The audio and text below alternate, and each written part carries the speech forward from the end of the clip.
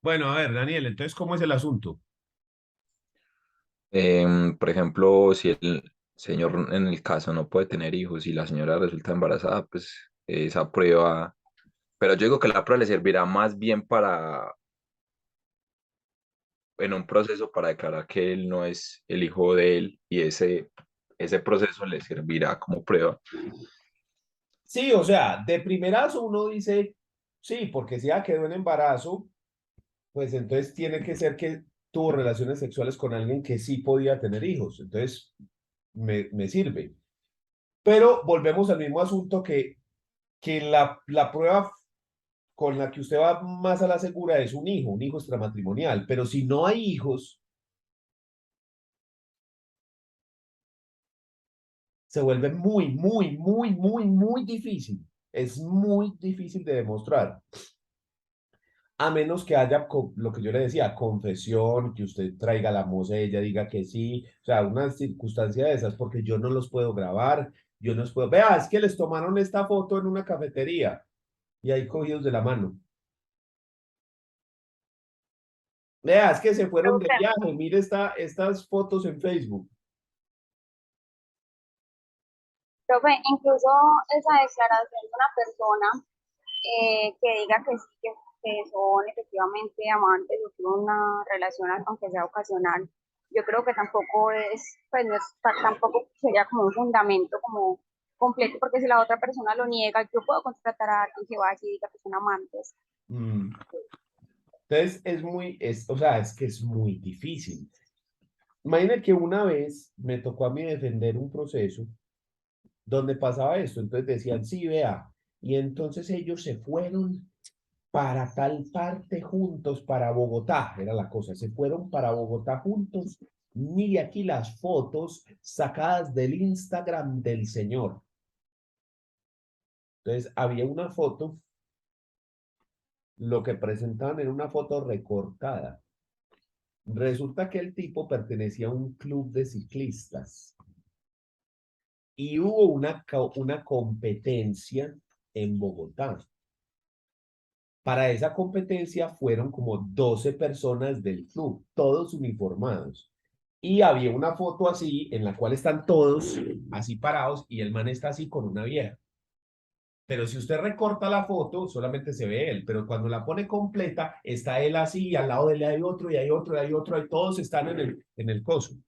Me meto yo y saco la certificación de que efectivamente el evento se dio el día tal y que se llamó evento no sé qué de ciclismo, ¿sí? Y que el club no sé qué se inscribió y que estaban inscritas todas esas personas. ¿Qué me probaste ahí? Nada. Pero es que fue con ella, sí, con ella y otros 12 personas. A una cosa de ciclismo. Vos me pusiste una foto con una persona abrazada en uniforme de ciclismo que es recortada de esta foto grande. ¿Qué estás probando ahí? Nada. Sí, entonces jodidos. Pero realmente hay causales de divorcio que son muy difíciles de probar. Esta siendo la más difícil de probar de todas, excepto en el caso de que haya hijos, pues, extramatrimoniales. Pero la relación sexual extramatrimonial es brutalmente difícil de probar, es muy complejo.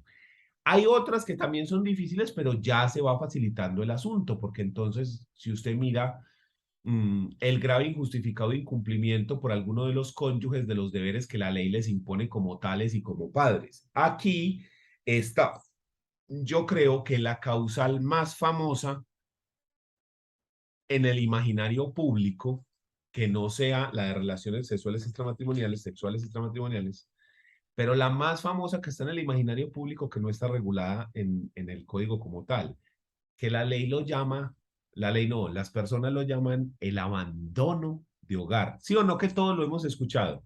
Es que eso es abandono de hogar. El abandono de hogar como causal no existe. Ninguna de las causales del artículo 154 consideran el abandono de hogar, ¿sí? Como tal. O sea, no existe esa descripción. No sé la gente de dónde sacó esa expresión tan particular del abandono de hogar. Lo que sí existe es el incumplimiento de los deberes conyugales.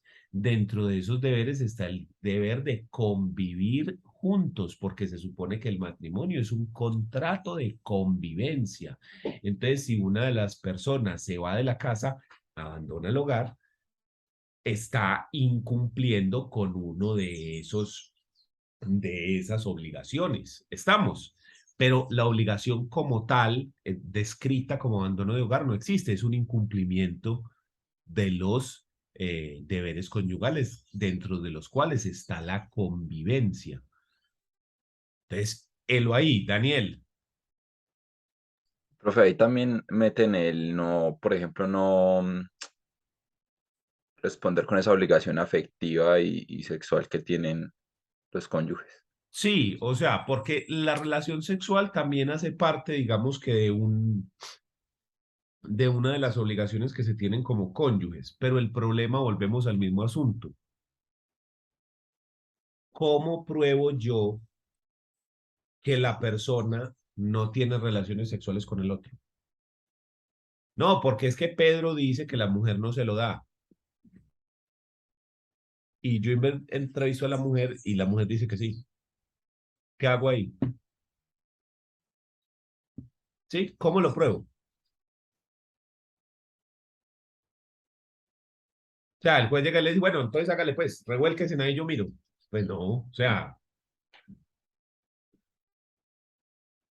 ¿sí me entendés? Es muy difícil de probar eso, porque es que esa vida íntima, como es íntima, está protegida por el derecho a la intimidad. ¿Cómo obtengo yo una prueba de eso? O sea, se vuelve, no, men, muy difícil. No, es que vea, es que Pedro es gay, Pedro es homosexual, entonces obviamente no tiene relaciones sexuales con María, que eso me lo han dicho. ¿Cómo demuestro que Pedro es gay? No, mejor aún. Tengo que demostrar eso. O sea, a la ley le importa ese tipo de cosas.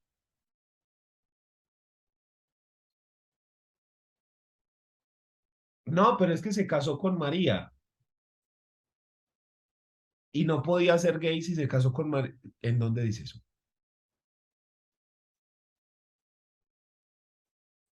¿Mm? O sea, se nos vuelve esto un problema gigantesco.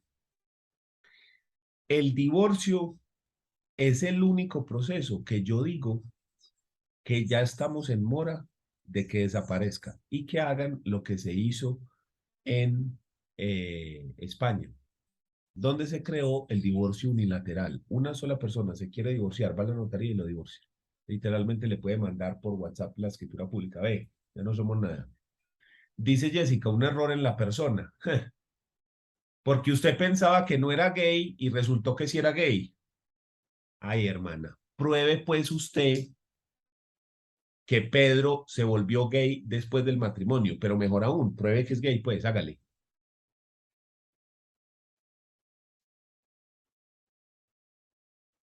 O sea, se vuelve muy difícil el asunto. O sea, es que el divorcio contencioso es muy difícil, salvo algunas causales que son más fáciles de probar que otras. Por ejemplo, la violencia intrafamiliar física, es más fácil de probar, porque pues ahí hay unas lesiones que pudieran haberse demostrado si hubo esta de medicina legal, una certificación de medicina legal, de pronto es más fácil encontrar testimonios, no, que es que llamaron a la policía, que es que se tiraban cosas, que se escuchaban los gritos, ese es, entre comillas, más fácil de probar. No es que sea regalado, pero sí se vuelve más sencillo. Pero cuando tenemos causales como la violencia psicológica o la violencia económica, uy, men, eso es complejísimo de probar, porque la violencia psicológica, ¿cómo demuestro yo que la persona está ejerciendo una presión o un maltrato que no es de naturaleza física, sino a humillaciones, abusos de palabras, de... ¿Cómo pruebo yo eso? Con un dictamen Pero con un dictamen de quién, que el dictamen dice la persona está afectada psicólogo. psicológicamente, pero el dictamen no puede decir que la afectación es de Pedro. ¿Sí me entendés? La persona, el dictamen dice, no, tiene tal cosa, tiene una depresión, tiene esto. Pero el dictamen no puede probar que fue Pedro el que hizo eso. ¿Vamos?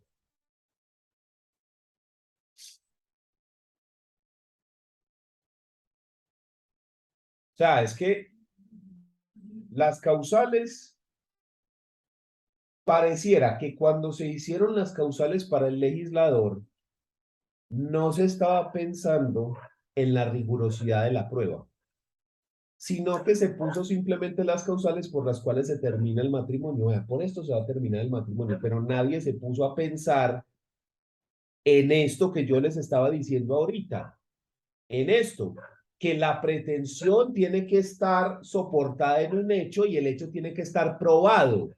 Por lo que yo te digo, es que yo puedo probar la afectación psicológica de la persona, pero ¿cómo demuestro yo que esa afectación de esa persona se la produjo el otro?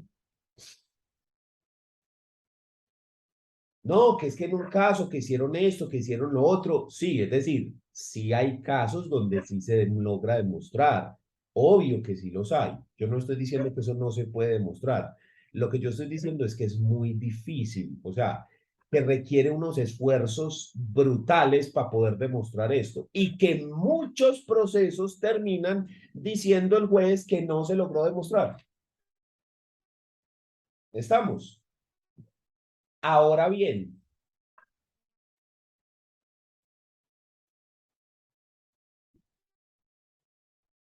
¿cuál es la finalidad del divorcio? Terminar el vínculo matrimonial, ¿sí o no? Pero las causales sanción, estas que están en naranja, tienen otra finalidad. Y es que si se logra demostrar efectivamente alguna de estas causales, yo puedo solicitar la sanción de que el cónyuge culpable le pague al inocente alimentos vitalicios, que le pague una cuota alimentaria vitalicia,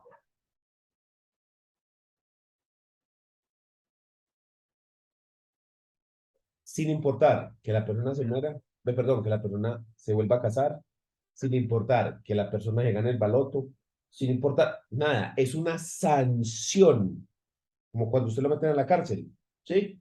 Que no le preguntan, no, pero es que mire, que si usted tiene esto, que si, vamos es para adentro. Esto es una sanción. ¿Estamos? Ahora bien,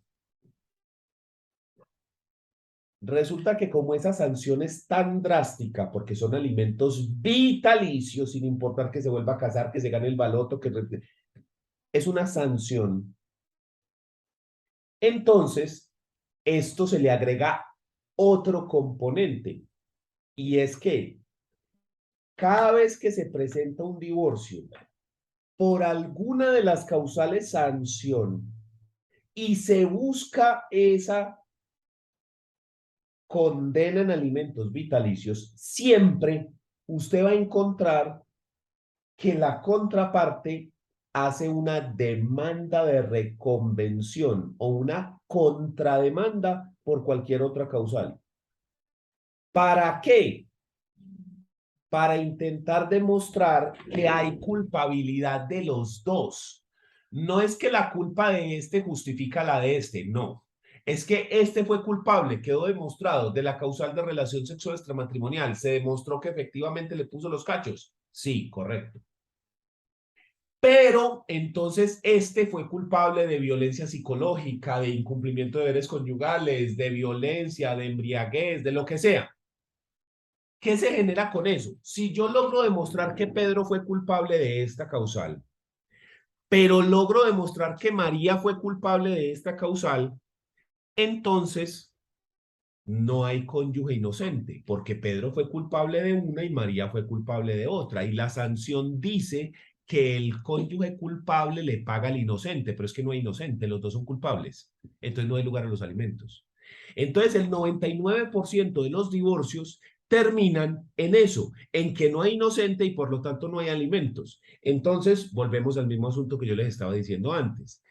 Si ya sabemos que el 99% de los divorcios terminan en nada me refiero es a que no hay sanción, pero sí se declara el divorcio.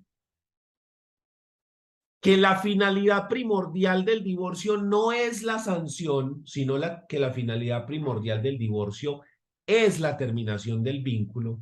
Entonces ahí es donde yo digo, pues entonces creemos otra causal adicional y eliminamos todo esto. El divorcio unilateral y se acabó. Y en vez de gastarnos 2 años, 3 años, 4 años, 10 años peleando el divorcio para saber si sí o si no, más bien terminamos el vínculo rapidito y ya después discutimos la liquidación de la sociedad conyugal.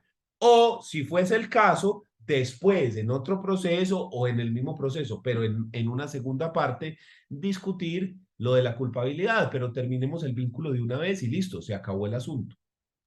Entonces, el problema es que las causales como tal se transforman, sobre todo la sanción, en un muro casi que imposible porque tienen mucha complejidad para demostrarlo.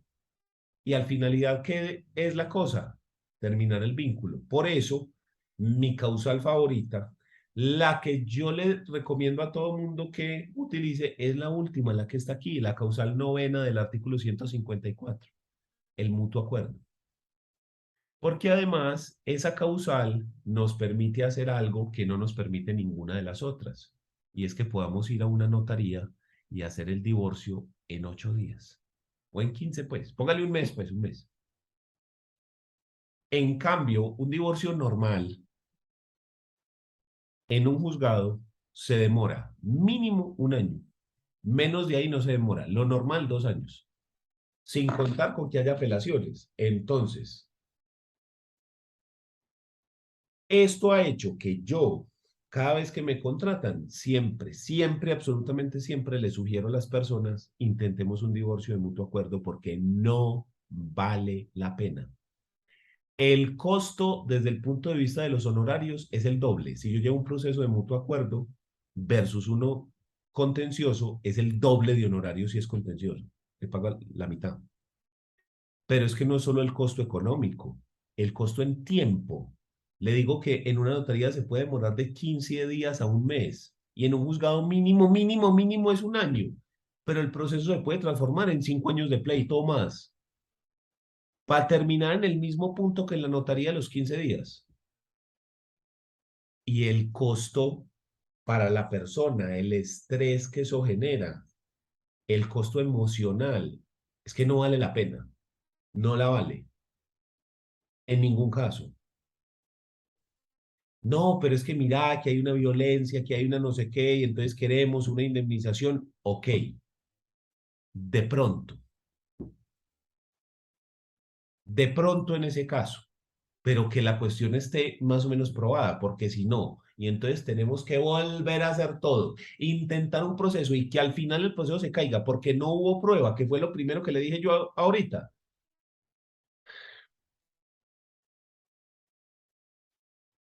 En la próxima clase nos sentamos a mirar como particularidades de las causales para ver cómo podemos nosotros demostrar y cómo podemos facilitar que este proceso se lleve a cabo. Porque realmente se transforma en un problema gigantesco todas las causales excepto las dos últimas, porque la que también es de fácil demostración y el proceso sale más o menos rápido es la separación de cuerpos por más de 2 años. Esta de la enfermedad, digamos que tiene fácil demostración, pero no se presenta casi nunca porque la gente tiene una aversión moral contra esta, pero eso lo discutimos en la próxima, pero estas sí son muy complejas de demostrar, salvo la de violencia que digamos que se facilita. Porque, por ejemplo, usted se mete con embriaguez habitual y entonces empieza la pregunta, ¿en qué momento la embriaguez es habitual? O sea, ¿cuándo se vuelve habitual? Sí, cuando bebe cada cuánto. Tiene que ser diario. No, todos los fines de semana, un día por medio. Sí, empiece por ahí. Entonces, la próxima clase nos metemos con las causales y vemos eso. Listo. Dejemos ahí y nos vemos en la próxima clase.